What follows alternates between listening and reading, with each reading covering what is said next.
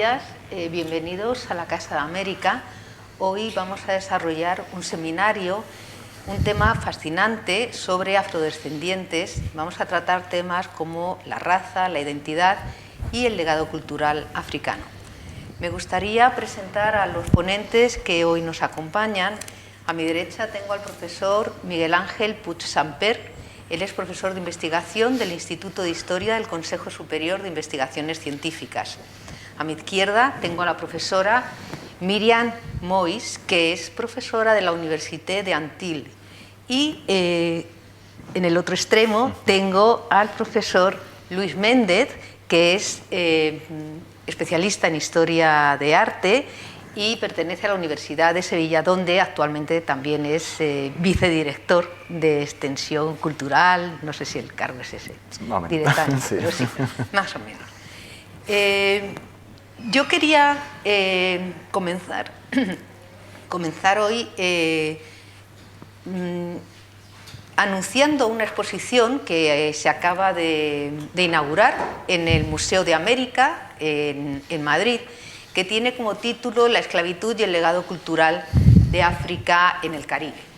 Este es el libro catálogo de la exposición, y la exposición, como digo, va a estar en el Museo de América hasta febrero del próximo año. De forma también paralela, se va a inaugurar en varios países del Caribe. En concreto, el 30 de noviembre la vamos a abrir en Puerto Rico, luego va a pasar a Colombia, va a pasar también República Dominicana, Costa Rica, y también vamos a ir el próximo año a Estados Unidos. Esta exposición, ya todos ustedes les animo a que vayan a verla, y no solamente que se detengan en los paneles, en leer los paneles, sino que también a través de los códigos QR puedan escuchar música y una mayor explicación de los contenidos de estos paneles, que además del texto son muy ricos en fotografía, en imágenes y en grabado. Bien, estos tres profesores y la profesora que nos acompañan hoy han formado parte de la exposición, como les digo, y también son autores de algunos de los apartados de este libro. Y sobre este contenido y sobre otros es el tema, o son los temas que hoy vamos a tratar. En primer lugar, yo voy a comenzar por Miguel Ángel y haciendo una reflexión para que él nos ayude. A mí me gustaría saber que desde el pasado hay una relación entre el color de las personas y la asignación o clasificación de ellas a lo que se llama, o se ha venido llamando, el grupo racial. En el siglo XXI, tú, como especialista en historia de la ciencia, que has trabajado tanto el concepto de raza desde un punto de vista biológico, ¿por qué en el siglo XXI seguimos hablando de razas en lugar de hablar de la diversidad humana? ¿No sería más lógico hablar de diversidad humana? Hola, buenos días. Bueno, lo lógico sí sería hablar más de diversidad humana más que de razas. El concepto de raza, como vamos a ir viendo, pues es un concepto que surge en el siglo XVIII así con fuerza, pero que ha quedado bastante obsoleto. Se sigue utilizando porque hay varias razones, algunas de tipo cultural, sobre todo dependiendo de la región geográfica a la que nos refiramos. Por ejemplo, en Estados Unidos, pues porque sigue habiendo sectores supremacistas que justifican sus acciones por esa jerarquización racial que surgió, como digo, pues hace 2 siglos, y prefieren seguir manteniendo ese concepto que no el más progresivo o progresista de diversidad humana que va más ligado no solo a lo biológico, sino también a lo cultural. Es verdad que hay autores como Doudou Dier que dicen que incluso el propio concepto de diversidad tiene algún peligro en el sentido de que algunos grupos de estos racistas pueden intentar utilizar esa idea de diversidad para volver a marcar la jerarquización de los grupos humanos, sin tener en cuenta simplemente que son diversos, pues como en varios sentidos, o sea que no tiene ya mucho sentido, sobre todo cuando uno se fija solo en algunos caracteres fenotípicos que no tienen sentido biológico. Siempre los racistas o los científicos que han pretendido dar una explicación de la racialización en la especie humana se han basado en caracteres, como digo, muy aparentes, como podría ser el color de la piel o la forma del pelo o la forma del cráneo en algún caso, como también veremos un poquito después, que no tienen mucho sentido biológico. O sea, cuando uno estudia en la actualidad, en el siglo XXI, la diversidad humana desde el punto de vista genético, como también veremos después, estos caracteres son, digamos, secundarios. No tienen ninguna relevancia desde el punto de vista biológico ni evolutivamente. O sea, pueden ser meras adaptaciones de algunos caracteres como tantas otras. Pero resulta más fácil, como más sencillo, para las poblaciones hablar de razas que hablar de diversidad humana.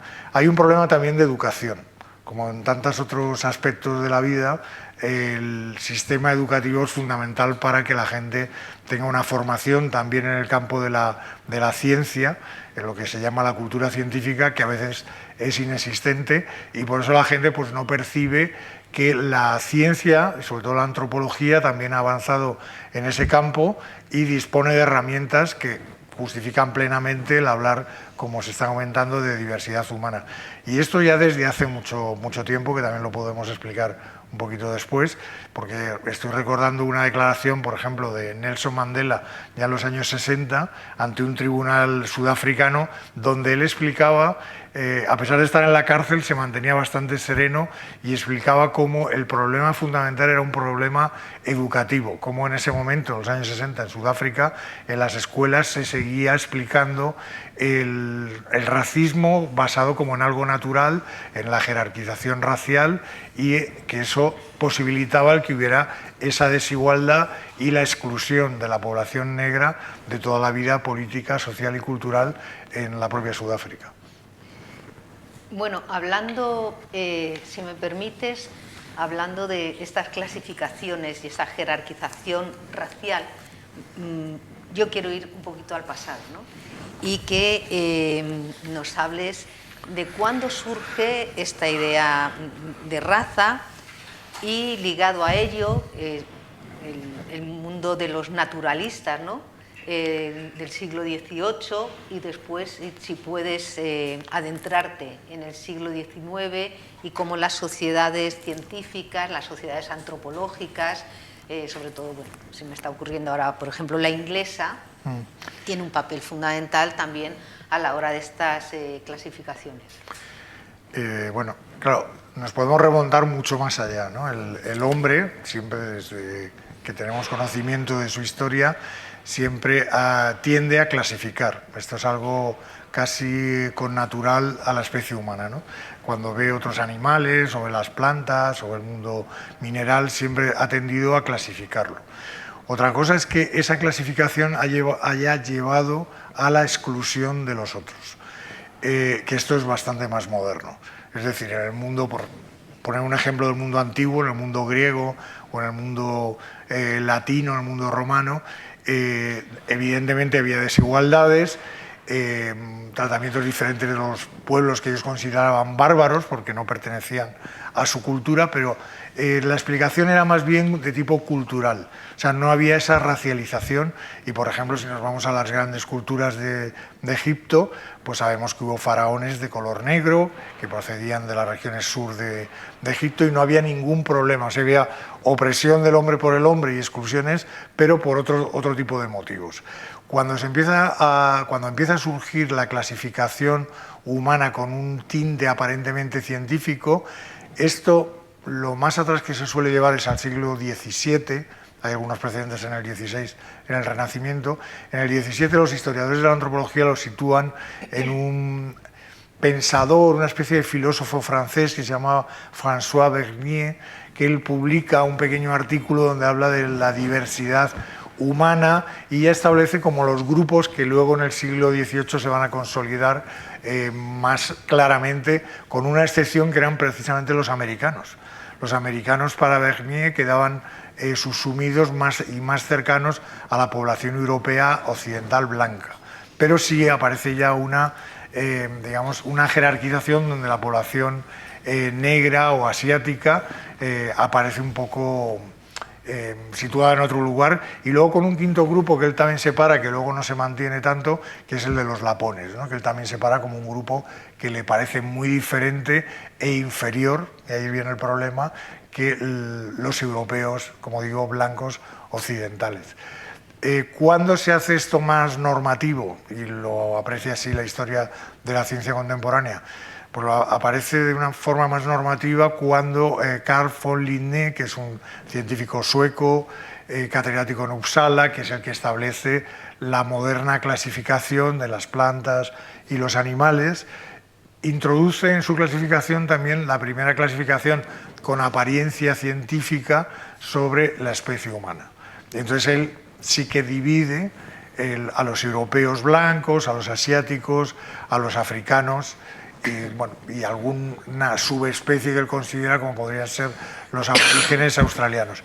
Lo curioso de esto es que aunque él es un naturalista puro y duro, que en el campo de la botánica se muestra como un gran científico, muy meticuloso, que ya observa con lupa y microscopio los órganos sexuales de las plantas para hacer una clasificación más artificial, pero también más científica, en el caso del hombre es bastante curioso que actúa de una manera como mucho más bárbara, en el sentido de que no solo se fija en caracteres secundarios, que como digo en la actualidad no tienen ningún valor, como puede ser el color de la piel o la forma del cabello, sino que también atribuye cualidades morales.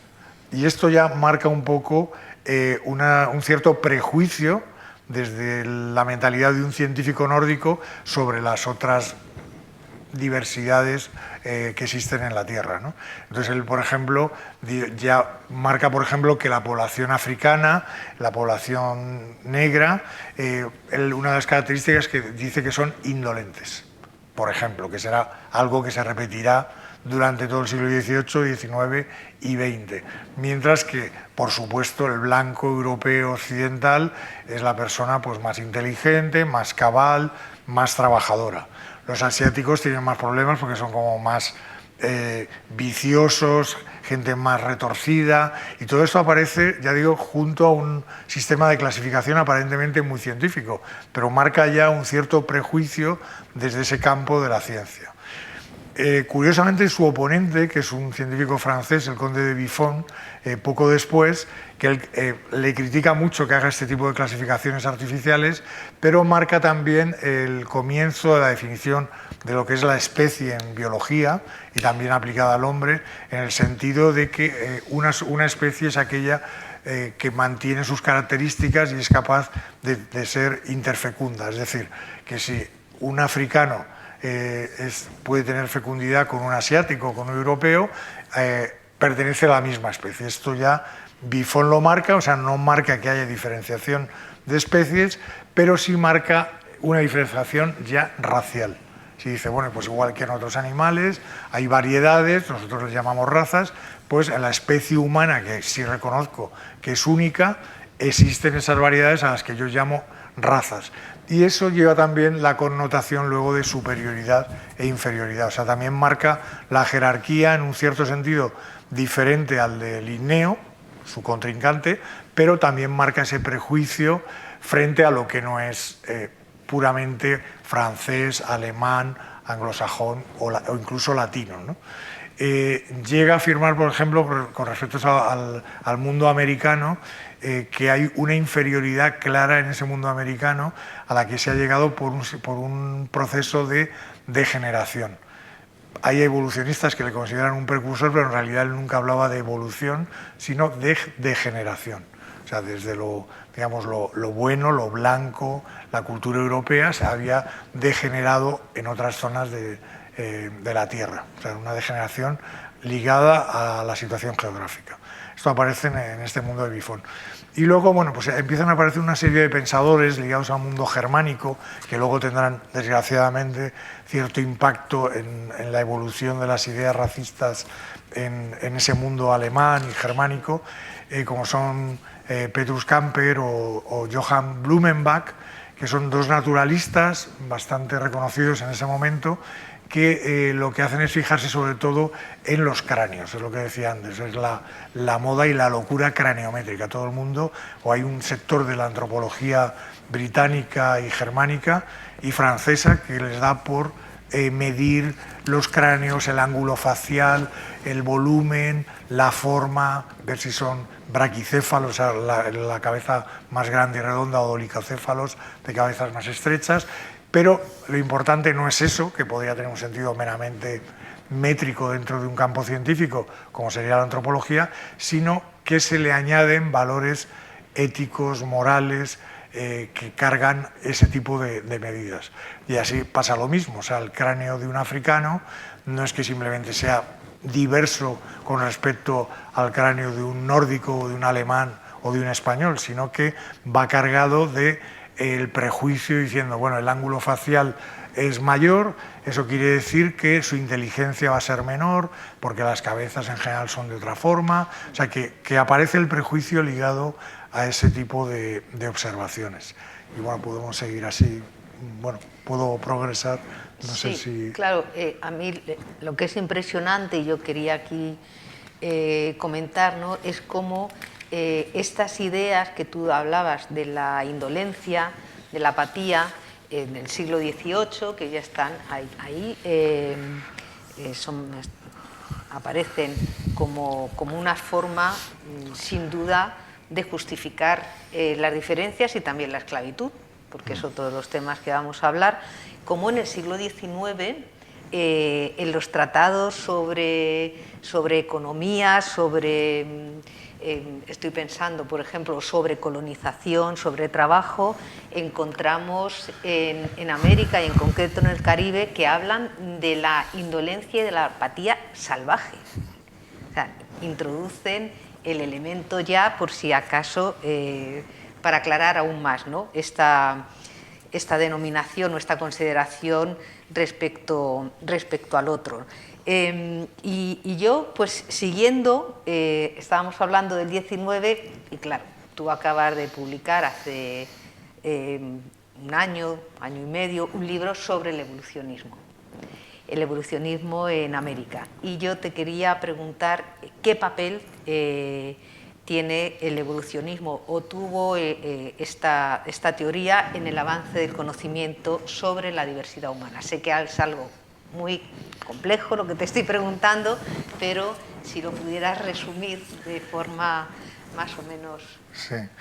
Bueno, es bastante complejo y complicado, ¿no?, porque es verdad que con la teoría del origen de las especies de Charles Darwin, que publica su libro en 1859, o sea, todavía es mediados del siglo XIX, se avanza en un determinado sentido, sobre todo en la línea que comentaba antes de Buffon, de mantener que la especie humana es única y que tiene un origen común.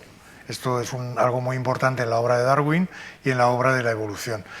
¿Se mantiene y es aceptado por todos? No. Hay sociedades antropológicas, por ejemplo la inglesa, que mantienen una idea que se conoce como poligenismo, que lo que propugna es que la diversidad humana está provocada porque realmente el origen humano es diferente, tiene puntos diferentes de origen según lo que ellos consideran que son las diversas razas, esas 4 o 5 troncos raciales que ellos denominan.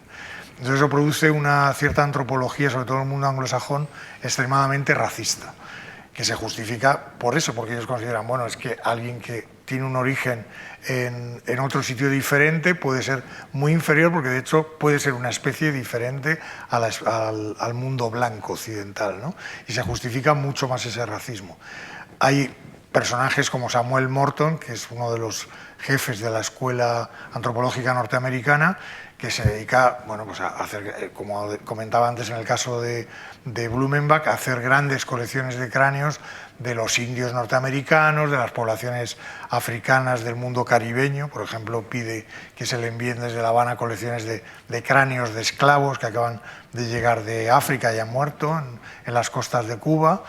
Y este hombre se convierte pues, en uno de los más prominentes racistas del mundo americano y de los justificadores del supremacismo blanco, junto con otros científicos que en el campo histórico-natural eran bastante relevantes, como Louis Agassiz, que era un científico suizo, que era muy conocido en el mundo de la oceanografía americana, como un gran especialista, pero que cuando toca el mundo de la diversidad humana se convierte en uno de los promotores de ese poligenismo y del racismo norteamericano.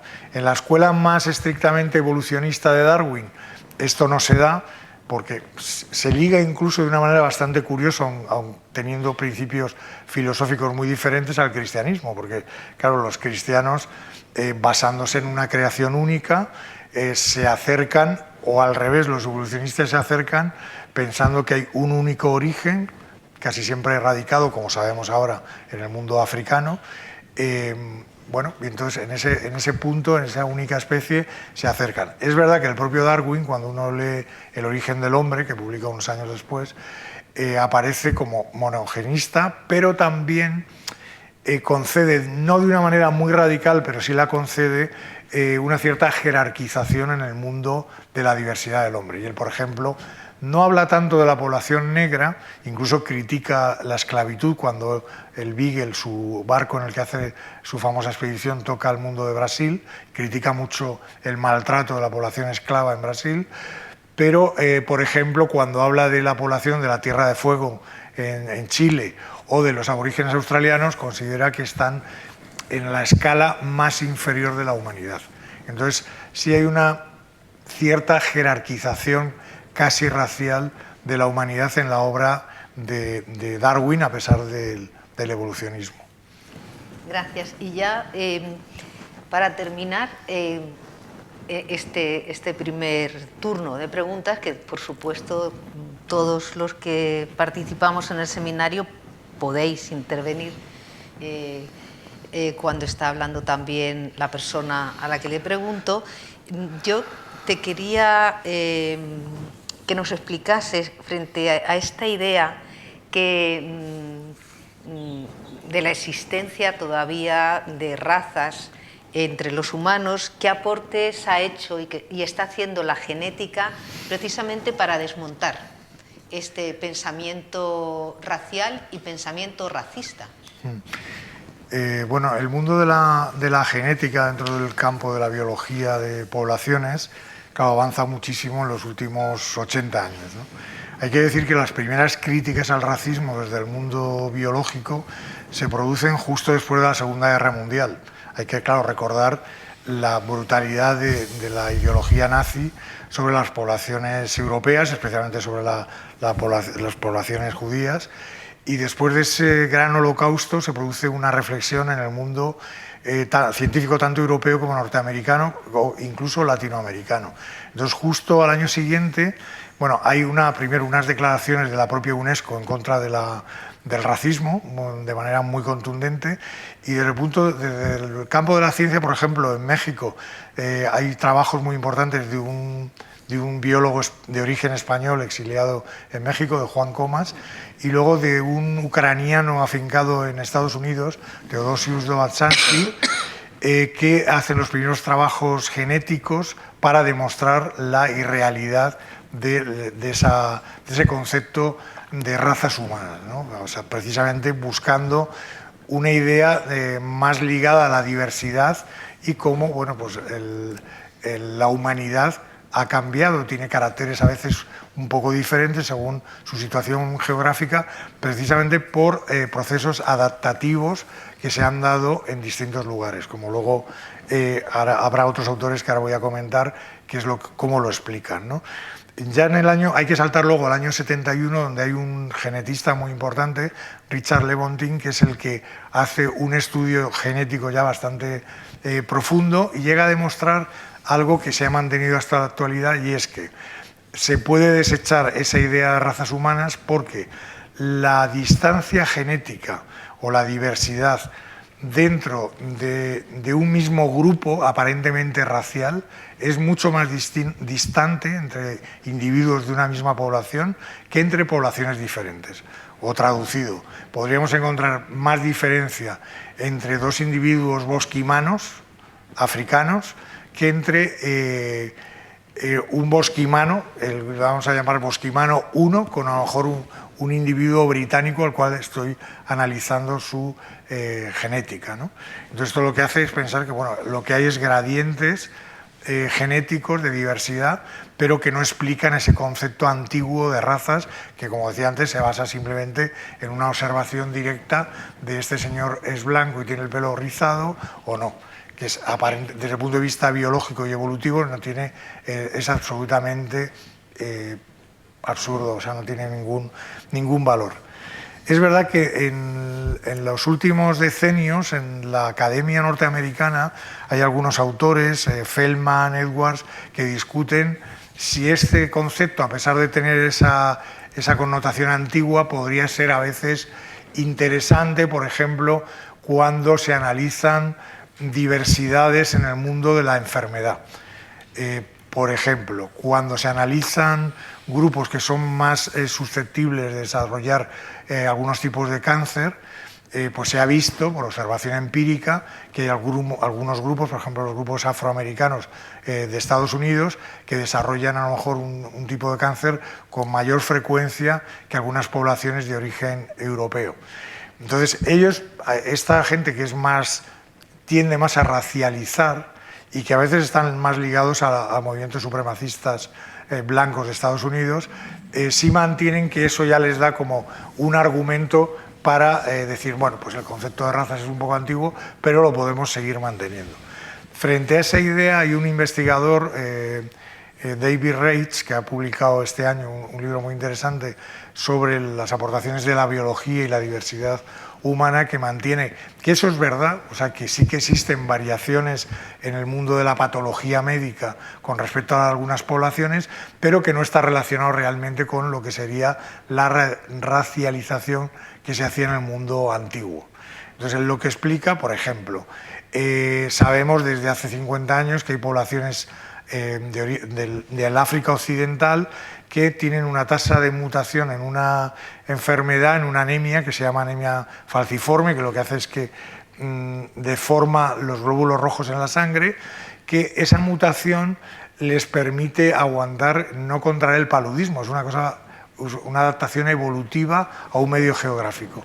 Han desarrollado una mayor frecuencia de esa enfermedad, pero que a la vez impide que contraigan otra enfermedad como es el paludismo. Claro, esto, cuando ha habido migración, la humanidad siempre se está moviendo.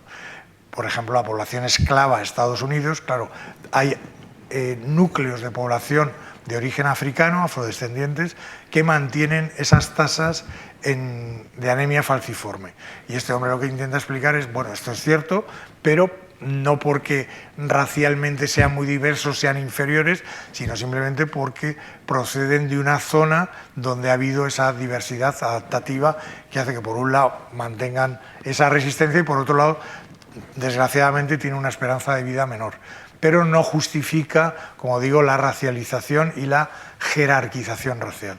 O sea, desde el punto de vista de la genética moderna, ahora que con Celera Genomics se ha podido hacer el mapa genético humano, no se encuentran diferencias relevantes entre lo que se conocía antes como razas humanas. Muchas gracias. Yo creo que ha quedado bastante claro, muy bien explicado, cómo desde distintas posiciones y en concreto, bueno, pues desde la biología o la antropología o la medicina, determinados sectores han justificado la esclavitud, la estigmatización y la exclusión, una exclusión que sigue siendo un tema de actualidad, sobre todo en todo el mundo, pero nos vamos a centrar en poblaciones de afrodescendientes en el Caribe. Y dentro de estos temas, pues a mí me gustaría, y para ello hemos invitado a la profesora Miriam Mois a hablar sobre la identidad. Y especialmente yo le voy a hacer alguna pregunta sobre esta identidad en sociedades postcoloniales del Caribe. ¿En qué medida consideras que el concepto de identidad tiene un significado y resonancias particulares en estas sociedades postcoloniales caribeñas? Muchas gracias por su pregunta. Bueno, podemos decir que el espacio caribeño es variado a través de su historia, su cultura y su gente que abraza la diversidad de la región. Una región tan fragmentada como unida, tan diferente y similar.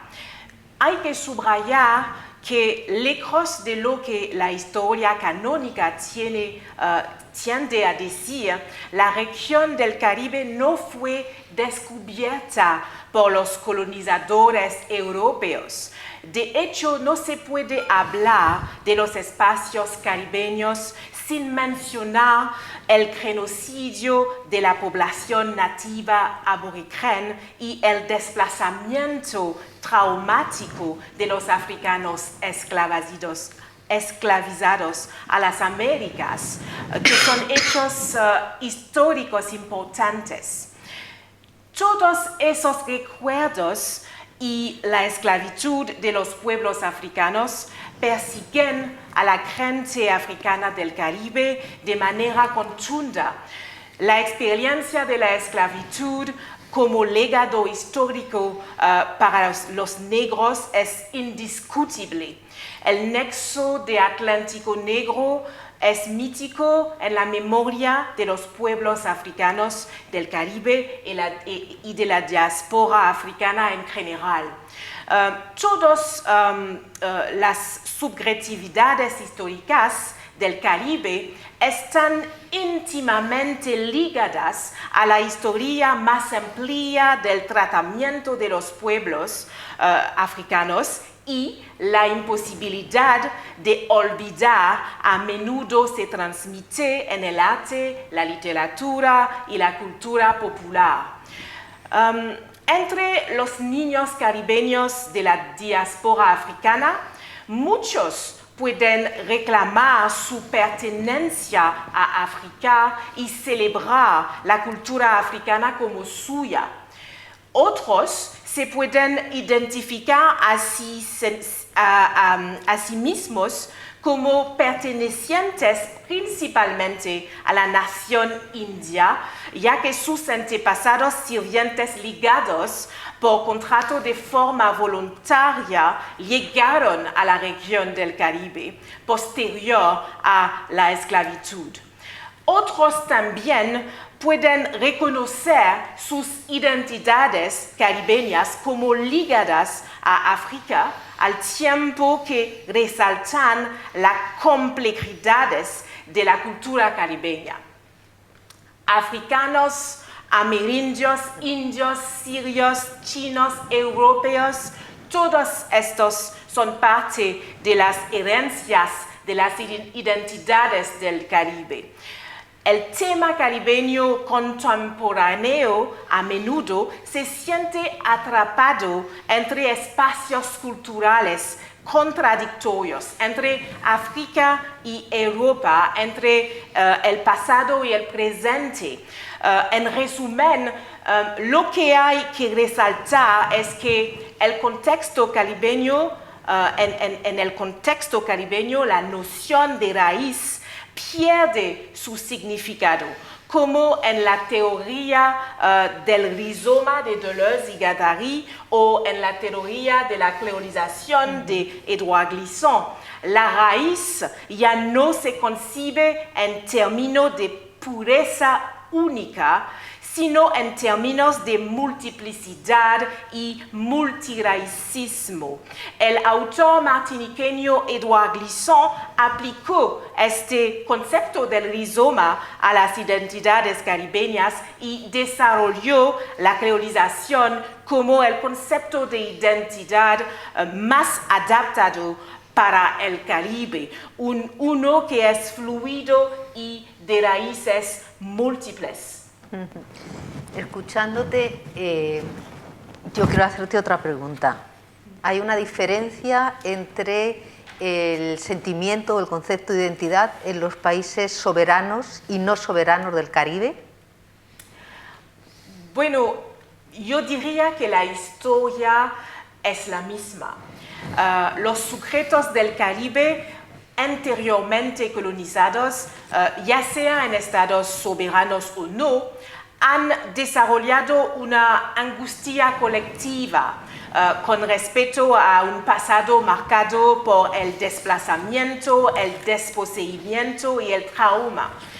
Creo que la situación es más compleja en países no soberanos como los territorios de las Antillas francesas, Guadalupe o Martinica, mi isla de origen. Es cierto que seguimos viviendo en una crisis de identidad, porque a diferencia de nuestros vecinos angloparlantes que ya se encuentran en la segunda fase de postindependencia, seguimos viviendo en una situación neocolonial que ha generado muchas tensiones en relación con la identidad. Pero seamos países soberanos o no, compartimos una historia en común. Al reconsiderar su historia como personas complejas, los caribeños contemporáneos tienen el poder de celebrar sus identidades rizomáticas y trascender las definiciones estáticas del espacio y del tiempo. Como dice Derek Walcott, el poeta caribeño ganador del Premio Nobel, la sensibilidad del Caribe no está marinada en el pasado, no está agotada, es nueva, pero es su complejidad, no su simplicidad históricamente explicada, lo que es nuevo. Pues creo que es fundamental que tengamos en cuenta que la región del Caribe es en efecto un espacio de contradicciones fructíferas. Es un espacio donde los africanos del Nuevo Mundo pueden ir más allá de los traumas de la historia, redefinirse y afirmar sus subjetividades como no estáticas, múltiples y complejas. Sí, también, claro, el Caribe es un lugar muy rico en lenguas y en culturas. Y a mí me gustaría también que tú ahondases en este tema y resaltaras cómo contribuyen las identidades plurales de la región. Sí, bueno, las artes del Caribe están profundamente ligadas en la tradición oral de las idiomas y culturas criollas. De hecho, la necesidad de ir más allá del cisma inicial entre lo escrito y lo hablado ha sido afirmada por los escritores martiniqueños Chamoiseau, Bernabé y Confiant en su trabajo importante Éloge de la créolité, el criollo de la creolidad. En este libro hablan de una ruptura, una brecha, un profundo barranco entre una expresión escrita y tradicional que encierra una gran parte de nuestro ser. Esta no integración de las tradiciones orales fue una de las dimensiones de nuestra alienación. En realidad, es a través de la integración de la oralidad criolla y la tradición popular africana de las comunidades caribeñas, afrocaribeñas, las comunidades afrocaribeñas pueden afirmar plenamente sus identidades rizomáticas. Si bien muchos artistas y escritores del Caribe se expresan en un idioma europeo, ya sean inglés, francés, español o holandés, la cultura oral africana a menudo parece esencial para contar narraciones auténticas. Esta multiplicidad lingüística confiere autenticidad al discurso artístico y literario del Caribe, ya que las voces múltiples del Caribe no se pueden limitar a un solo lugar.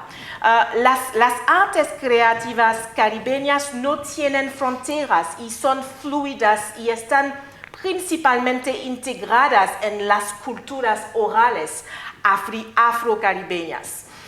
En palabras de Gordon Roller, el lingüista caribeño que describe la conexión oral-escrita entre las lenguas europeas y el criollo, dice que existe un continuo entre una tradición oral viva y una creciente escritura en el Caribe. La mayoría de los escritores parecen entrar en este continuo en varios puntos. Realmente la tradición oral afrocaribeña ofrece una variedad de cuentos populares, de anécdotas, refranes, poemas, charlas y cantos de llamada y respuesta que enfatizan la importancia del diálogo en la cultura caribeña. Bien, estás hablando de autenticidad, de las artes creativas del Caribe, y ese es otro tema que vamos a tratar luego con Luis.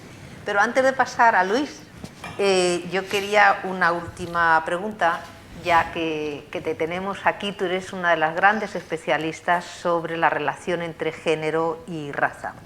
En este sentido, yo te quiero formular dos preguntas.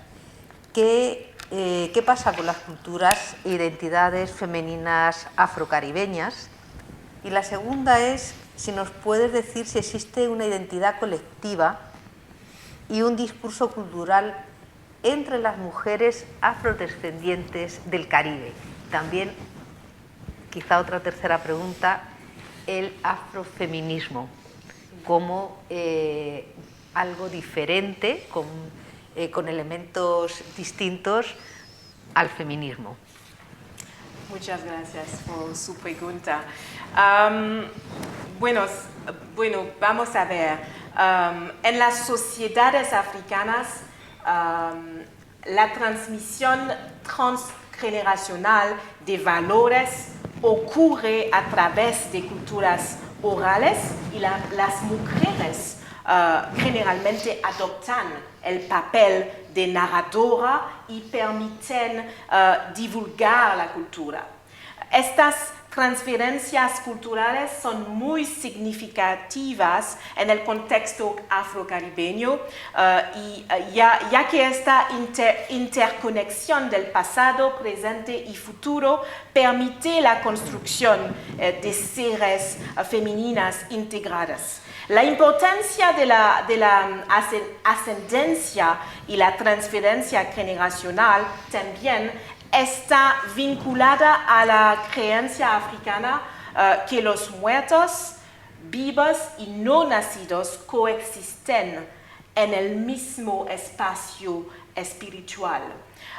Como explica la galardona con el Premio Nobel afroamericana Toni Morrison en la literatura africana, los antepasados no son solo padres, son personas intemporales cuyas relaciones con los personajes son son benévolas, instructivas y protectoras, y proporcionan un cierto tipo de sabiduría. Los artistas afrocaribeños a menudo tienen que deconstruir los discursos históricos canónicos para volver a conectarse con las tradiciones orales africanas y los cuentos populares africanos en particular.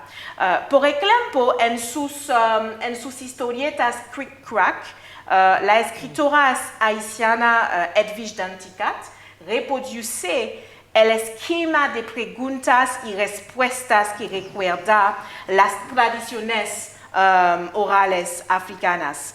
Numerosos artistas y escritoras reafirman la continuidad cultural de sus folclores afrocaribeños y hay una dinámica matrifocal de narración de cuentos. Eso significa, en palabras de la escritora Buchi Emecheta, una escritora nigeriana, dice que las madres transmiten el futuro a sus hijas.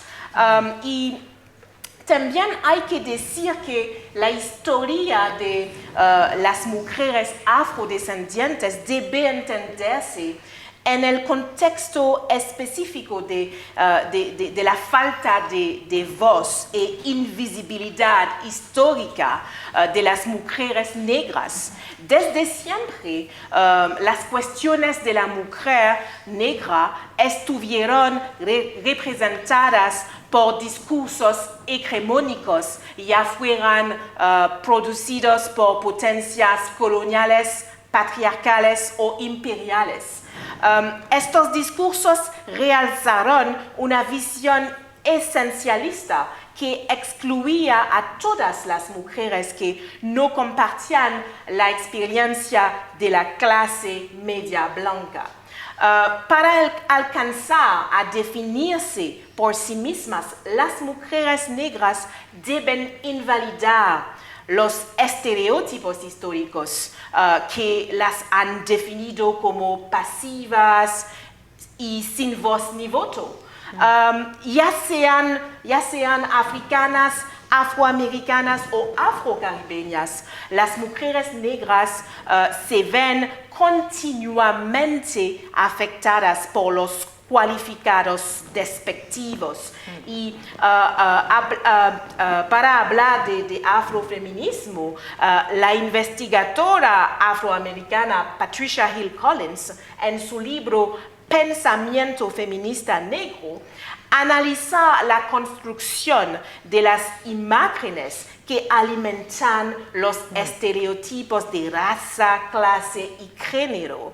Estos también constituyen la matriz de dominación a la que la mujer negra tiene que enfrentarse a diario en las Américas.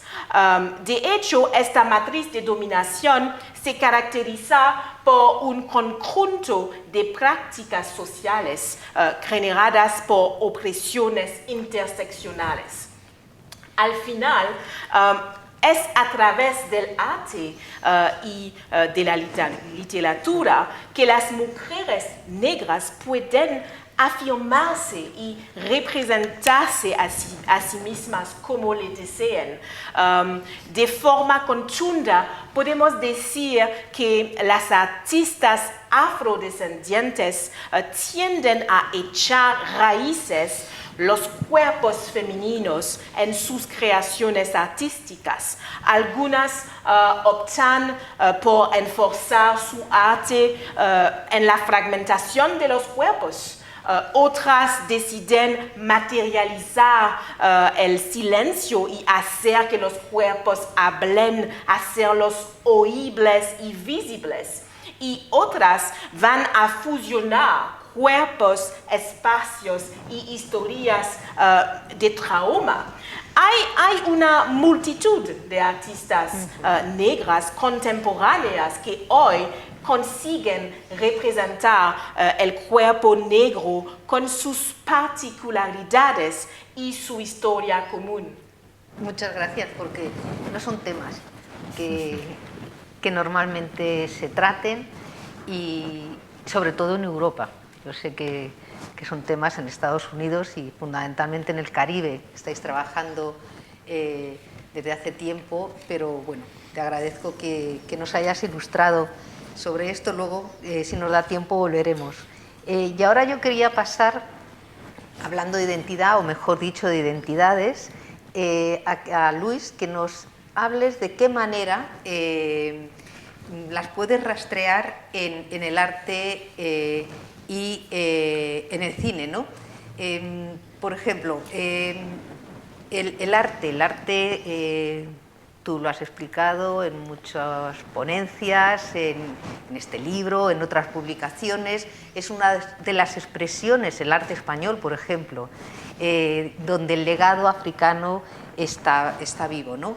Y por eso me gustaría que tú hoy nos hablases brevemente, por ejemplo, de esta presencia en la pintura española, tanto como actores como cuando fueron sujetos representados. Bueno, buenos días. A mí me gustaría quizá comenzar hablando precisamente de lo que tú, de las identidades que tú estabas planteando, ¿no? Es decir, de esa presencia de qué sitios se quieren contar, ¿no? Es decir, porque muchas veces cuando lo vemos en la pintura aparecen en los bordes del lienzo, ¿no? Decía antes Miguel Ángel, ¿no?, cuando hablaba de la ciencia, ¿no?, bueno, pues esa clasificación, ¿no? Las láminas fisionómicas aparecían, por ejemplo, fuera de lo que eran los estados anímicos, ¿no? Es decir, representando el furor, representando lo que estaba fuera de las pasiones, podríamos decir, incontroladas, ¿no? Y ahí aparecían esas figuras, ¿no? Evidentemente, la presencia tanto de la esclavitud como de los afrodescendientes tiene mucho que ver, por un lado, con los personajes que aparecen vinculados con el continente, con África, también con los representados con la esclavitud, y también muchas veces con un carácter anecdótico a partir de todo lo que son esos personajes que aparecen de manera secundaria y que aparecen secundando los márgenes del lienzo en muchas de las representaciones, sobre todo de temática religiosa. Lo interesante quizá es que, me voy a centrar en tres aspectos para ser breve, como me has pedido. Lo más interesante quizá es verlos cómo aparecen, sobre todo a partir del siglo XVII, con un componente de visibilidad, es decir, de intentar visibilizar en tres aspectos. Por un lado, aparece la configuración de esos personajes en el mundo de las armas. Aparecen, por ejemplo, no solamente como un fenómeno artístico en la pintura, sino que también se van a representar y se van a tener una presencia importante dentro de la literatura. El valiente negro en Flandes, por ejemplo, es un hecho muy importante porque se lleva también a la representación. En el ámbito religioso, los santos negros, como San Benito de Palermo, que aparecen no solamente en muchas de las cofradías vinculadas de esos carácter racial, tanto de negros como mulatos, en muchas de las ciudades españolas y americanas, sino también en la presencia literaria, ¿no?, con la obra de Lope de Vega, ¿no? Y en el ámbito de la pintura creo que sí que tendremos que ver cómo se crea realmente una serie de arquetipos que son muy importantes. Y que son muy importantes porque, por un lado, justifican o se explican desde la presencia en el estamento artesanal de un número importante de esclavos, y sobre todo los esclavos vinculados con los oficios artísticos, los oficios de la pintura, y sobre todo cómo eso va a crear una configuración, creo que única, y que surge en el imaginario hispánico, que es la del esclavo pintor, que quizá donde pasan de ser pasivos quizá a esa parte como sujetos activos, ¿no?, individualizados. Y tenemos dos configuraciones que son, creo que, universales. Por un lado está Juan de Pareja, inmortalizado en el genial retrato de Velázquez que está en el Met, y sobre todo en las vidas de Antonio Palomino, que luego va a recrear también Ceán, ¿no?, donde cuenta toda la historia, pone en primera persona a un personaje que es esclavo y que es, por tanto, es siervo y por tanto no puede aprender el oficio de la pintura, y que luego, cuando consigue la libertad, es cuando ya consigue el triunfo social, ¿no? Esa representación, por un lado, del retrato de Velázquez y de su autorretrato, La vocación de San Mateo, creo que es crea un arquetipo muy importante y también universal, que pasa durante todo el siglo XIX, que se construye también en Norteamérica con muchos relatos, también incluso de poesía, vinculando vida y arte.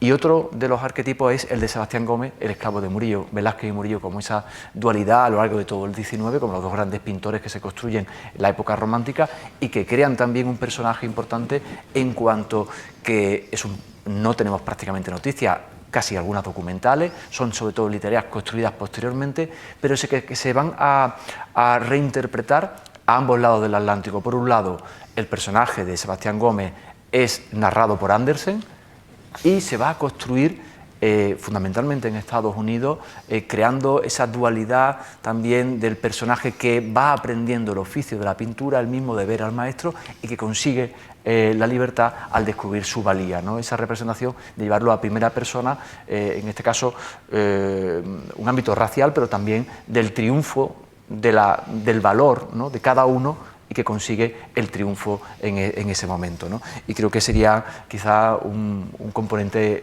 fundamental, ¿no?, porque va a pasar a ser un personaje que está en todos los grabados, que está incluso en los periódicos norteamericanos, incluso en obras de teatro también, a uno y otro lado del Atlántico. A mí me gustaría también que nos contases cómo ha sido la transición tuya en los estudios de estas representaciones de las que nos acabas de hablar, en la pintura, en los siglos anteriores al cine. Tú ahora mismo estás trabajando de qué manera el cine es un instrumento para salvaguardar el legado cultural africano, pero también para reivindicar, para mostrar las distintas identidades, diferentes identidades, a la homogeneización que determinados países han querido definir, o a partir de la cual han querido definir su identidad como una identidad blanca. En este sentido, hay varios países de América y de Europa que están en ese esfuerzo, algunos productores, directores, directoras, de mostrar esas identidades y, como digo, de reivindicar y de rescatar, ¿no? Y en concreto, lo que yo quería preguntarte es si en algunas de las películas que me gustaría, ¿no?, que tú ahondaras en ellas, hay un denominador común sobre, en este cine que podemos llamar afrodescendiente, ¿no?, con esta temática, cine afrodescendiente con nombre propio, ¿no? ¿Qué se quiere contar y cómo se cuenta, más allá de la identidad? Pues son muchas preguntas. Me llevó al cine precisamente que hay algunos temas que se empiezan en el 17 pero que continúan a lo largo del 18 y el 19. Por ejemplo, cuando Góngora habla en esa glosa al Sacramento que están viendo y son negras con el alma blanca, al final hay una película española del negro que tenía el alma blanca, es decir, es que son casi una continuidad, ¿no? Pero lo que más me interesa quizás del cine, como tú lo has expresado, ¿no?, y Miriam lo ha expresado muy bien, son las identidades, ¿no? Es decir, el último cine de los últimos 10, 15 años que están donde, no olvidemos, 113 millones de la población africana, es un 4% de la población es afrodescendiente, y el cine está, la última década, los últimos 15 años, está contando una nueva realidad, está teniendo nuevas voces, nuevas formas, nuevas miradas, hechos por directoras y directores afrodescendientes que tienen un denominador común, que es, podemos decir, la representación o el conocimiento y reconocimiento de la diversidad y reconocimiento de la propia comunidad, ¿no? Y en este sentido creo que es muy importante, porque lo afrontan, por un lado, desde ámbitos de exclusión o inclusión, pero también lo abordan desde la propia representación que esas directoras o esos directores tienen dentro de la esfera internacional. El cine, no olvidemos que es un producto comercial, aunque represente otros ámbitos también de artísticos, Y cómo se plantea también una representación dentro de la propia producción. Ahí tenemos el caso de Cimarronajes Producciones, por ejemplo, de Colombia, donde es un ámbito importante, ¿no?, para contar las historias que quieren narrar, nuevas historias. Lo que no se ve parece que no existe, ¿no? Y eso es lo importante, ¿no?, quizás de este cine afrodescendiente, este cine afrolatino, donde hay como tres grandes temas que constituyen quizás una unidad, ¿no? Por un lado, el ámbito de la comunidad, el ámbito desde donde se pone la cámara para contar una historia, el ámbito también del arraigo, de la exclusión de esas comunidades. Miriam antes hablaba de la oralidad, ¿no?, de la música también se ha expuesto, ¿no?, las intervenciones anteriores, ¿no?, creo que es fundamental, porque muchas de esas películas abordan cambios generacionales, pero también abordan la propia música, ¿no? La siembra, por ejemplo, habla de esos ámbitos, ¿no? O otras películas que hablan de movimientos migratorios también dentro de Colombia, por el conflicto armado, pero también, por ejemplo, de los migrantes que van de Haití a la propia Chile, ¿no? Cenizas Negras, por ejemplo, que es un tema importante, ¿no?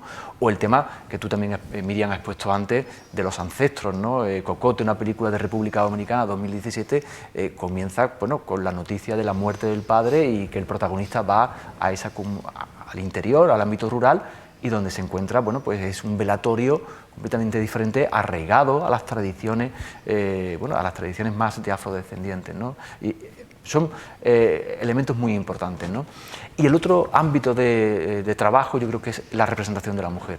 La representación de la mujer dentro de... al no encontrar muchas veces una identificación en los productos televisivos, en los productos también cinematográficos, ¿no?, hay nuevas voces que intentan representar desde un ámbito quizás más documental o incluso desde la ficción, pero cercana también a mostrar la veracidad, ¿no?, de un nuevo prototipo, de un prototipo real de mujer. ¿No? Ahí la película ecuatoriana, ¿no?, El barrio de las mujeres solas, de Galo Betancourt, bueno, pues se centra precisamente en una comunidad de Quito, de un barrio determinado, de Carcelén Bajo, donde lo que nos está contando es la vida de esas mujeres en primera persona. En este caso sí es un género documental, ¿no? Entonces tenemos un caleidoscopio muy interesante donde nos encontramos temáticas comunes, denominadores comunes, que quieren contar estas nuevas voces con elementos también a veces muy interesantes desde el punto de vista cinematográfico, pero que no encuentran a veces ese reconocimiento dentro de los festivales, ¿no? Y son películas, muchas de ellas premiadas en Toulouse, premiadas en Cartagena de Indias, premiadas en Tarragona, en distintos festivales internacionales, pero los propios festivales de la región, por ejemplo La Habana, o por ejemplo Cartagena de Indias, Guadalajara, no tienen una sección específica de cine afroamericano. Entran, o incluso los internacionales, entran dentro de lo que son los circuitos latinos o los circuitos generalistas, donde esas películas tienen una buena aceptación y son premiadas, ¿no? Sí, ya para terminar, porque desafortunadamente el tiempo va pasando, pues yo quería quizá, bueno, invito a todos, por supuesto, a Miguel Ángel, después a Luis, a concluir si ellos quieren, pero yo quería comentar con Miriam, como mujer afrodescendiente, ¿cómo piensas y recogiendo un concepto, una palabra, una idea, la idea del trauma que nos has estado explicando, cómo piensas que el cine, por ejemplo, puede ayudar a superar a las poblaciones afrodescendientes este trauma? Y en concreto, me interesa qué piensas sobre las mujeres. Sí, bueno, es cierto que para ir más allá de los traumas heredados de la esclavitud, hay que pasar por la producción artística.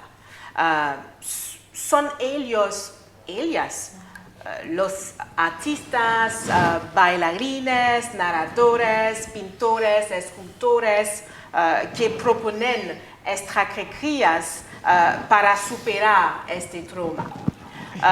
De hecho, los artistas caribeños crean lo que yo llamo una estética del trauma. Se trata de transformar lo que ha sido una experiencia histórica dolorosa en una estética que hace que estos traumas sean visibles, audibles, incluso tangibles, y así se puede superarlos. Hay que saber que la representación de los espacios históricos del trauma, los lugares de la memoria, están en el corazón de la literatura caribeña y las mujeres en particular. La estética del trauma tiene resonancia en los lugares de la memoria de la esclavitud. Hablaremos de barcos con esclavos encadenados, de puertos, de campos de azúcar, de caña, de cadenas, de árboles del castigo, de cementerios de esclavos. Todos estos espacios conmemorativos están impregnados del dolor, del traumático pasado. Y a pesar de todo esto, las mujeres artistas y escritoras afrocaribeñas supieron reinventar estos lugares de dolores y dar riendas sueltas a sus expresiones y creatividades. Por eso algunos de estos lugares pueden albergar representaciones teatrales, exposiciones, etc. Como la producción es esencial para ir más allá del trauma. Pues muchas gracias. Yo no sé si Miguel Ángel quiere comentar. Sí, no, yo solo para concluir un poco en el ámbito que me toca y bueno, también en el general, ¿no? De la importancia que tiene la lucha contra el racismo todavía en las sociedades actuales, ¿no? Porque claro, cuando nosotros, por ejemplo, en esta exposición hablamos de lo que significó la esclavitud, ¿no? Y como una de las fuentes del racismo, ¿no? Las fuentes históricas, tenemos que también echar una mirada a lo que pasa en el mundo contemporáneo, no solo lo que pasó hace 2 siglos, ¿no? Entonces, aunque hay que reconocer que se avanza lentamente en algunas sociedades, a nivel internacional en 2001 hubo una declaración muy importante en Durban, en Sudáfrica, para condenar la exclusión, la discriminación y el racismo. Todavía este año la Red Iberoamericana de Organismos y Organizaciones contra la Discriminación ha hecho una declaración muy positiva y una advertencia diciendo cómo precisamente con la pandemia del COVID se ha puesto de manifiesto cómo esas sociedades excluidas y esos individuos discriminados han sufrido de una manera mucho más violenta la pandemia que estamos sufriendo todos los demás, ¿no? Pero ha tenido un impacto muchísimo mayor, lo que también nos tiene que poner un poco en alerta en la necesidad de seguir luchando por la igualdad y en contra un poco de esas ideas del racismo, ¿no? Gracias. No sé si... Sí, a mí me gustaría, al hilo de lo que ha contado Miguel Ángel, que realmente alguna de estas películas, alguno de este cine tan comprometido, social y políticamente, lo que pone de manifiesto precisamente es eso. Es decir, la película, por ejemplo, de Jorge Pérez Solano, de La Negrada, que es una película donde se reivindica que hay negros en México, ¿de acuerdo? Va en esa línea, es decir, en mostrar precisamente una comunidad en Oaxaca que no se está visualizando, por tanto no hay políticas de inclusión y por tanto no se respetan en sus derechos, y mostrarlos precisamente, pero no contratando a actores profesionales, sino a las propias personas que viven en esa playa de los Corraleros. Por lo tanto, el espacio físico y el espacio simbólico cultural se unen aquí para mostrar en una ficción documental, bueno, un objetivo concreto, que es la visibilidad para buscar la igualdad de derechos. Creo que es un buen símbolo, ¿no?, de lo que el arte o el cine o este tipo de proyectos puede llevar a cabo, ¿no?, que es la visibilidad precisamente para la inclusión y para el respeto. Pues muchísimas gracias, Miguel Ángel, Miriam, Luis, por haber estado hoy aquí. y a todos ustedes por haber también compartido con nosotros esta mesa redonda y este fructífero diálogo. Buenas tardes.